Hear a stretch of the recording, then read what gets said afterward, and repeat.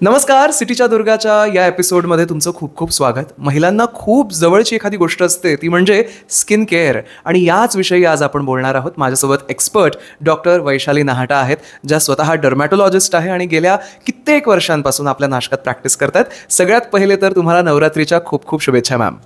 Yes, सगळ्यांना नवरात्रीच्या खूप शुभेच्छा and thank you for introducing me. Ma'am, मला नक्कीच जाणून घ्यायला आवडेल की स्त्रियांनी काय रेग्युलर स्किन केअर रुटीन ठेवायला हवं. ओके, रुटीन स्किन केअरमध्ये एक चांगला फेस वॉश, एक मॉइश्चरायझर आणि एक सनस्क्रीन ह्याची गरज असते आणि ते रुटीन केअरमध्ये तुम्ही करू शकतात. ओके, आता ना वेदर जो आहे तो बदलत चाललेला आहे. आता आपण पावसाळ्याकडून हिवाळ्याकडे जातो आहे आणि या सगळ्यामध्ये स्किनवर खूप बदल होतात, स्पेशली महिलांच्या, कारण खूप सेन्सिटिव्ह स्किन त्यांची असते. तर काय काळजी घेणं हे खूप गरजेचं आहे ड्युरिंग दिस वेदर.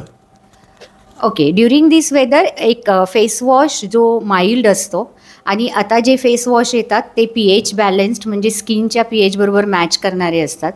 सो ते फेस वॉश तुम्हाला यूज करायचे आहे.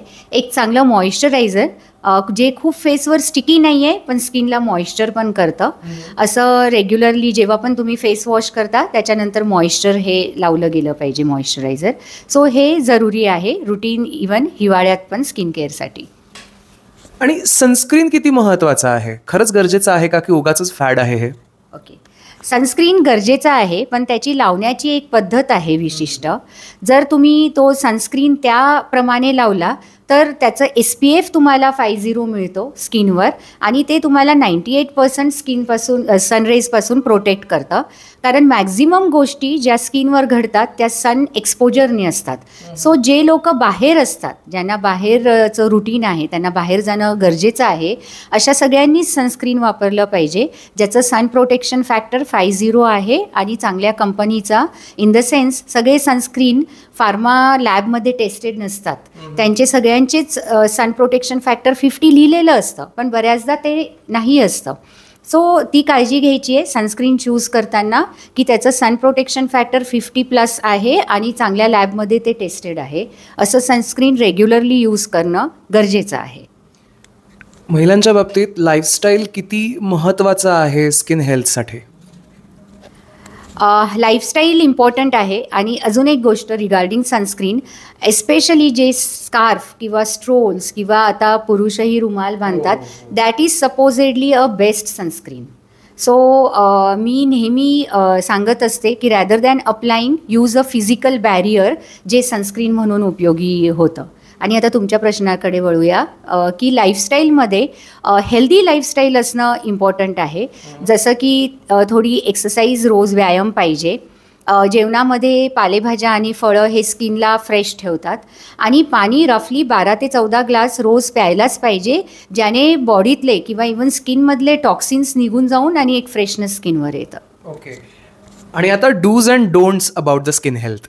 ओके, सो आपण अगोदर डोंट्स बघूया की डोंट्समध्ये असतं की सगळेच क्रीम जे तुम्हाला छान दिसतात, म्हणजे छान दिसायला हेल्प करतात, ते चांगले नसतात. त्याच्यामध्ये एक टॉपिकल स्टिरॉइड म्हणून इन्ग्रेडियंट असतं आणि तुम्ही क्रीम यूज करताना नेहमी त्याचे इन्ग्रेडियंट्स बघून घ्यायला हवे की हे क्रीम खरंच योग्य आहे का. काही क्रीम जे तुम्ही अप्लाय करतात सुरुवातीला तुम्हाला छान इफेक्ट देतात, पण एक 4 वीक्स 6 वीक्स नंतर ते स्किनवर हानिकारक ठरतात. सो एस्पेशली क्रीम्स ज्याच्यामध्ये टॉपिकल स्टिरॉइड ॲड केलेलं असतं ते तुम्हाला अवॉइड करायचं आहे. आणि कुठलीही प्रॉडक्ट्स घेताना जर स्किनला काही प्रॉब्लेम असेल, जसं पिंपल्स असेल किंवा वांगचे डाग ज्याला आपण मिलॅझमा म्हणतो, असं काही असेल तर तुमच्या डर्मॅटोलॉजिस्टच्या सजेशनने घ्या.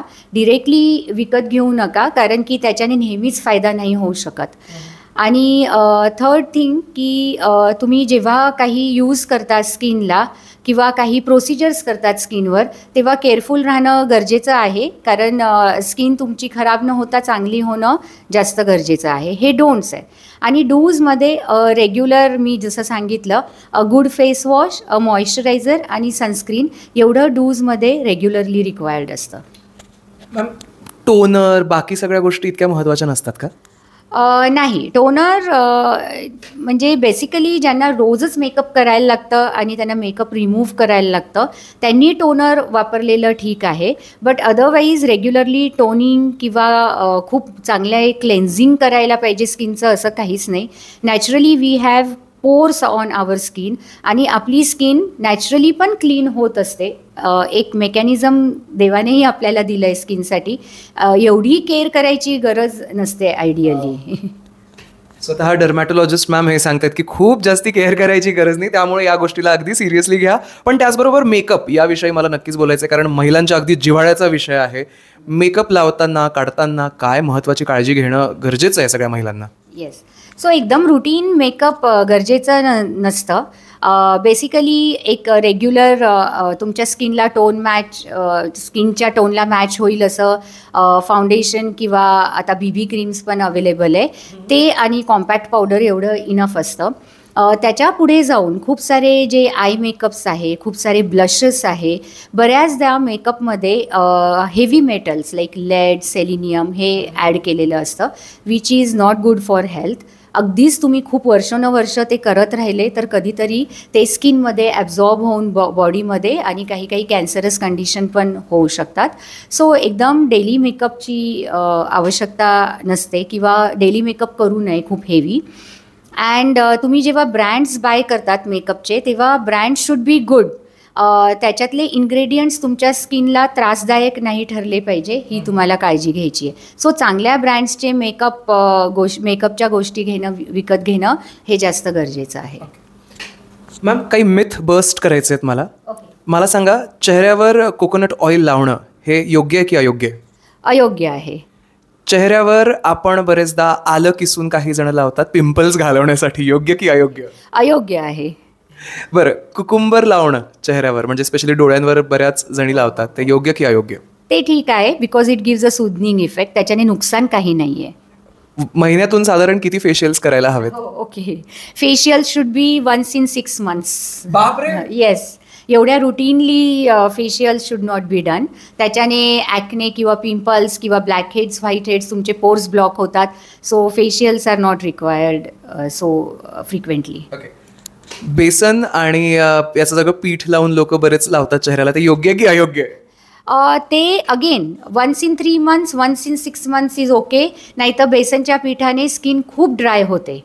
म्हणजे तुम्ही करून बघा की एकाच पॅचवर बेसनचं पीठ रोज लावायचं, बाकी स्किनवर नाही लावायचं आणि तुम्हाला at the end of 1 month दोन्ही स्किनच्या टोनमध्ये फरक जाणवेल की जिथे बेसन लावतो ती स्किन खूप ड्राय होते. सो नॉट रुटीनली, पण कधीतरी 3 महिन्यातनं एकदा, 6 महिन्यातनं एकदा ठीक आहे. क्लिन्झेस का खरंच? नाही, it doesn't clans but yes, ते बेसन आणि त्याच्यात थोडे इन्ग्रेडियंट्स हळद वगैरे टाकतात तर त्याच्याने टोन थोडासा बेटर होतो म्हणून आपण तो रोज लावायला जातो, पण ते रोज is not ॲडवाइज्ड. Okay.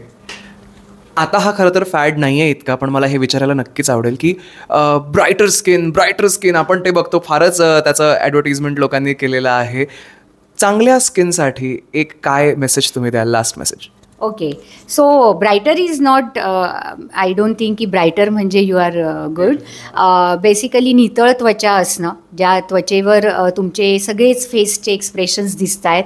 Especially smile gives a very good expression on your skin. So basically एक नितळ त्वचा असणं जास्त महत्त्वाचं आहे. नायदर ब्राईट ऑर डार्क हे काही I don't think is important. Superb. आणि जितक्या महिला आता बघतायत हे सगळे स्किन टिप्स जे आहेत ते मॅमने दिलेले आहेत, हे नक्की फॉलो करा. Thank you so much for joining us. Yes, thank you and happy Navratri, शुभ Navratri to all of you. Thank you so much.